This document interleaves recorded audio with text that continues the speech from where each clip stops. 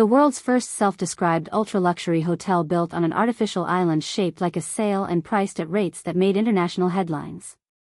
It was not just a hotel. It was a declaration. Dubai was saying to the world, "We have arrived. Come and see." The Palm Jumeirah followed, an artificial archipelago visible from space, carved out of the Arabian Gulf in the shape of a palm tree. Sold to the world as the eighth wonder of the modern age. Then the Burj Khalifa, 828 meters of steel and glass that became the world's tallest building. Then Dubai Mall, the world's largest shopping center. Then the Museum of the Future, a building so visually striking that simply existing near it became a social media moment. Every single one of these projects was designed with one central purpose: to make Dubai look too extraordinary to ignore. To make you feel that if you had not been to Dubai, you had not truly seen the world. And for a while, a long, spectacular while, it worked. By 2019, Dubai welcomed over 16 million international tourists in a single year. Revenue from tourism exceeded $36 billion. The city had more five-star hotels than any other city on Earth. Its airport, Dubai International, became the busiest international airport in the world. Flights arrived from every corner of the planet every single day, carrying people who had saved for years, chasing the fantasy of a city that seemed immune to the problems plaguing everywhere else.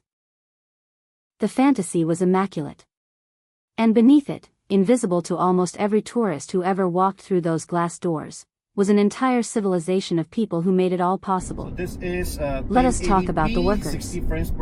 When you land in Dubai, check into your hotel, and order room service, you are being served by a person who almost certainly came from somewhere else: Pakistan, India, Bangladesh, the Philippines, Nepal, Sri Lanka, Ethiopia, Kenya, Egypt. These workers construct the buildings, operate the elevators, clean the rooms, and staff the hospitals. Without them, Dubai is a desert. The number of migrant workers inside the UAE, the larger federation of which Dubai is a part, is staggering. They make up more than 88% of the total workforce. In some sectors, like construction, the figure approaches 99%. The UAE's own citizens, known as Emiratis, represent a minority of the people living and working on their own soil. And the system that governs how these workers are brought in, kept in, and critically kept from leaving is called the kafala system. Kafala in Arabic means sponsorship. In practice, it means something far more complicated and far more consequential. Under the kafala system, a migrant worker's legal right to be in the UAE is tied directly and exclusively to their employer. Their visa is not independent. It is not portable. It does not belong to them, it belongs to whoever hired them. This means that if a worker arrives in Dubai and their employer turns out to be abusive, fraudulent, or simply fails to pay their wages, which happens at a scale that is extremely well documented, that worker cannot simply walk out and find another job. They cannot call a labor hotline and expect meaningful protection. They cannot, in most situations, leave the country without their employer's explicit permission. For years, under the traditional kafala model, a worker needed their employer's permission to exit the country. This was not a rumor. It was written into law. And this is the system that has underpinned Dubai's entire tourism and construction economy. Every hotel that went up, every road that was laid, every mall that was built, every service delivered with a smile to a tourist who was blissfully unaware of what that smile was built on. Now, Dubai and the UAE have acknowledged this. There have been reforms announced. In 2021, the UAE introduced changes described as allowing workers to change jobs without employer permission, along with modifications to exit permit requirements. But labor rights organizations and human rights groups, including Amnesty International and Human Rights Watch, have repeatedly noted that the gap between announced reforms and ground-level reality remains enormous. Workers who try to invoke their new rights often face bureaucratic barriers, employer retaliation, debt bondage from recruitment fees, and a legal system that was not designed to protect them. The recruitment fees alone are devastating. A worker from Nepal or Bangladesh might pay anywhere from $1,000 to $5,000, money they do not have, to a recruitment agent just to secure a job in Dubai. They borrow it from family, sell land, or take loans at brutal interest rates. Then they arrive, and the job is different from what was promised. The salary is lower. The hours are longer.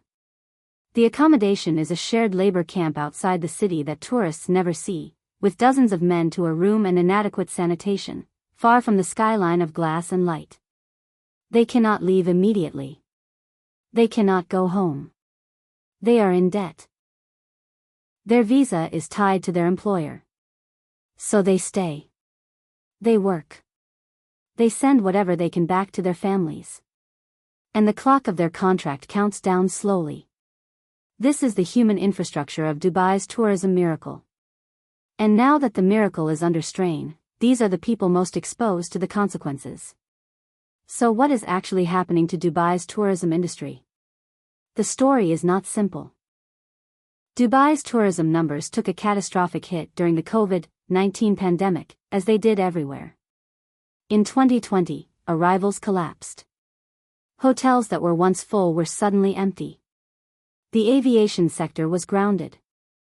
The city that never sleeps went quiet. The UAE recovered faster than many expected. By 2022 and 2023, Dubai positioned itself as a post-pandemic success story, promoting rapid reopening and Expo 2020. On paper, the numbers looked strong. But the composition of tourists had changed. High-spending luxury visitors became a smaller share. Instead, Dubai increasingly attracted short-stay, mid-budget travelers, people who came for the Burj Khalifa photo, stayed briefly, and left. At the same time, competition intensified. Saudi Arabia launched Vision 2030 with massive investment in tourism. NOM became a global talking point.